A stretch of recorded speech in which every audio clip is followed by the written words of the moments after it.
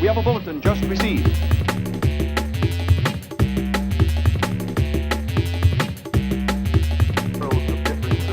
I've never encountered anything like this before.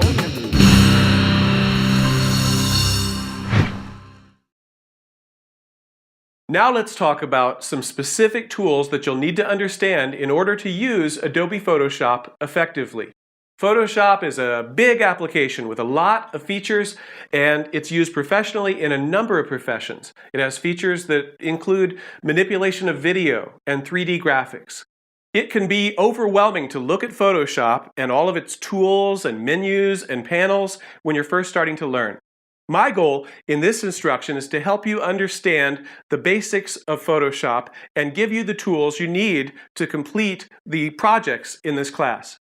When I introduce an app to students, maybe for the first time, I try to pare it down, simplify, and get to the heart of it. I look for a few basic concepts that define the purpose and the function of an app.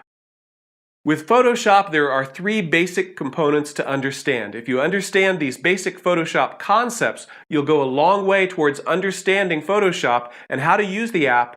And once you learn them, you'll find that it's easier to figure out other more advanced features in Photoshop.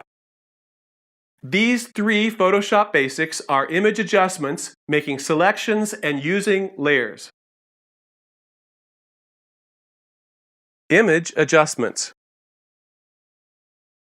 This video covers image adjustments. Image adjustments allow you to adjust the value, darkness or lightness, and the color of an image. Image adjustments are the most basic and essential feature for improving or changing an image in Photoshop. In fact, you could say that it's the feature that defines Photoshop.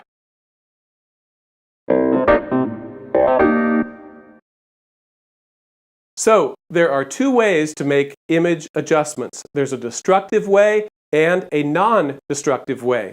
The non-destructive way involves adjustment layers, so I'll talk to you about that later when we work on layers. Right now, we'll work on the destructive way, which is also the simplest way. And it's not as bad as it sounds, it just means that it's permanent. It changes the pixels when we make our image adjustments. Image adjustments mean adjusting the value, darkness and lightness, and the color of an image. Let's open up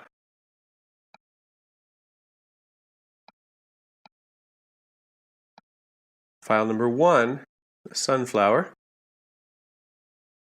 And here we have a very nice picture of a sunflower, but it's a little bit dull and it's a little bit washed out.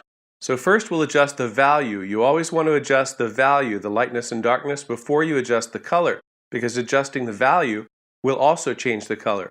So let's go to Image in the menu up at the top, Adjustments, and these first four things here, these first four categories are all about value, adjusting lightness or darkness of an image. So brightness and contrast is one of them that's easy, and they work together. So if you boost the brightness, you could also boost the contrast, or bring down the brightness. We're looking for filling in these features here, so you see more details inside of the petals of the flowers here. And that's pretty good. And anytime you have a panel like this for image adjustment, you can check and uncheck the preview box. So this is before, after, before, after. So I can see if I actually improved the image. If I want to keep this, I could hit OK, and then the pixels have been redrawn in Photoshop with a new image. So let's try that a different way. I'm going to go to Undo. So even though it's destructive, even though the pixels have been changed, we can still undo or retrace our steps in history. Now we're back to where we were in the beginning. So let me show you another way. Image, Adjustments, Levels. So when you have levels for image adjustments, you have a graph here that shows the levels at different values. This slider in the middle is the mid-range. This one over here is the darkest darks.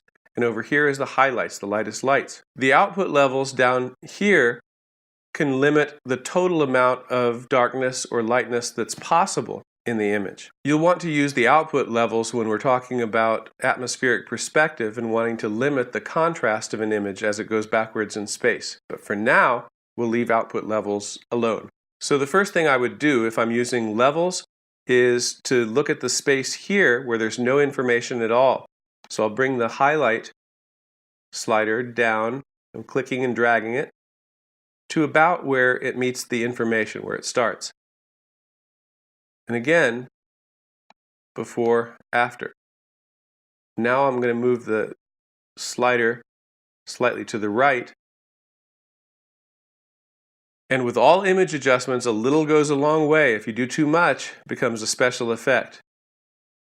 So we're moving it slightly to the right and showing more details in here, and we're getting some better results than we did with brightness and contrast. So again, I'm checking the box before, after. That's a lot better. I'll hit OK.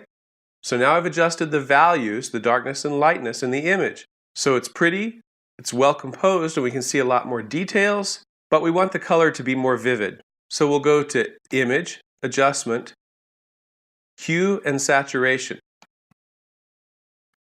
So with hue and saturation, you can adjust the overall hue, what color it is. You can adjust the saturation. If you go all the way to the left on the slider, it's totally black and white. If you go all the way to the right, very special effecty. But we're simply going to boost the saturation.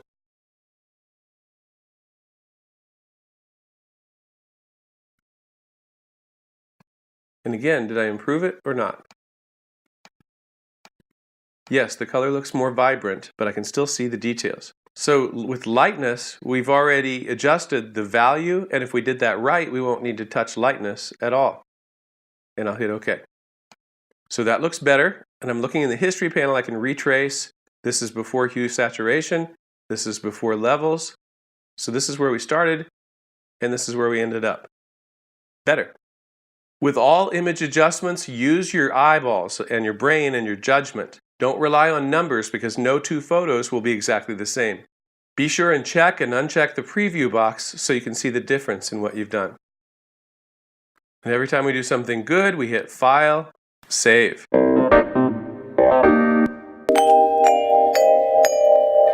Okay, so let's try another one. We're going to open up file number 2. This is a statue of Hugh Mercer. Look it up. And I'll zoom in so we can see it a little bit better. And the image is a little bit too dark, and it could use a little bit of saturation. And it could also use some tweaking in specific areas. So I'll show you how to do that too. So let's adjust the levels again. Image Adjustment, Levels. Fill in the blank and see how that looks. Again, always trust your eyeballs, not the numbers. And I'm opening it up in the middle. That starts to look a lot better. So did I improve it? Before, after? I think so. Hit OK.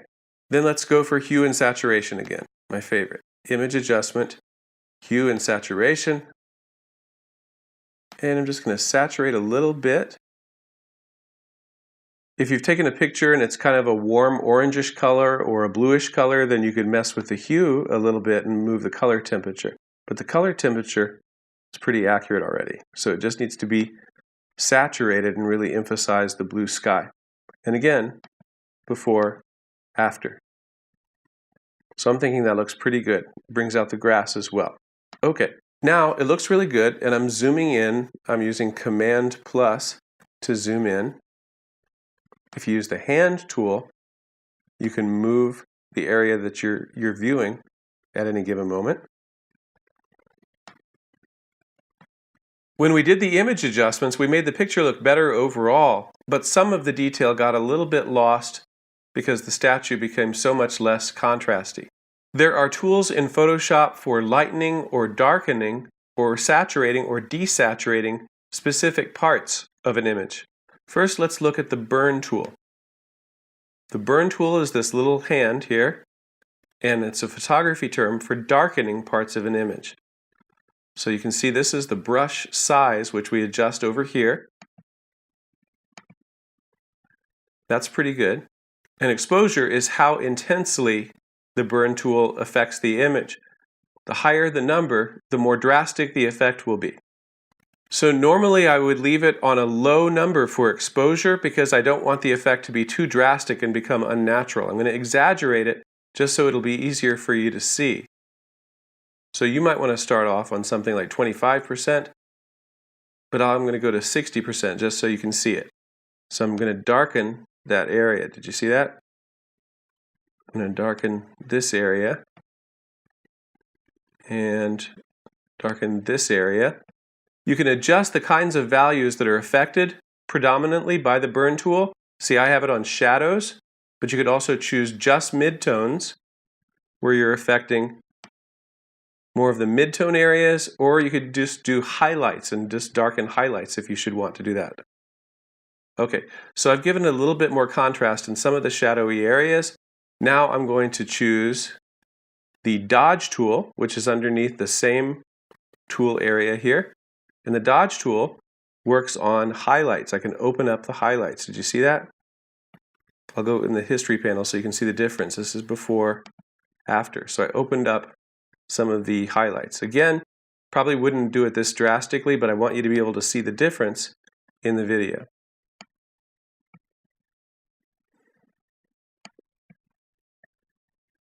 Okay, so that's the dodge tool to lighten certain areas. And again, start with a low number for exposure and do it subtly so it doesn't look like a special effect. So you can use the dodge tool and the burn tool to change the values of specific areas in a photo. But what if we want to change the color, desaturate or saturate the color in a specific area? We can go to the sponge tool, and the sponge tool either desaturates or saturates color. So here's the choices up here, saturate or desaturate. We're going to leave it on saturate and make the color of our humorous or statue a little bit more saturated. We're going to adjust the size of the brush. We don't want it too little so you end up scribbling in here and making a noticeable line, but we don't want it too large because we don't want to affect the background too much. So this is pretty good. So now I'm going over it. And this might be pretty subtle to see, but I'll exaggerate it again, saturate it a little bit more than I would otherwise. So you can see the difference. Okay, so this is super exaggerated, but you can see it. So this is before I started saturating, and this is after I started saturating. So hopefully you can see the difference in the video. So if I go to the top of the history panel and I click on this, it'll bring me all the way back to the beginning, what my image looks like when we first started working on it. There it is, and here it is now. Quite a bit of difference. And File, Save.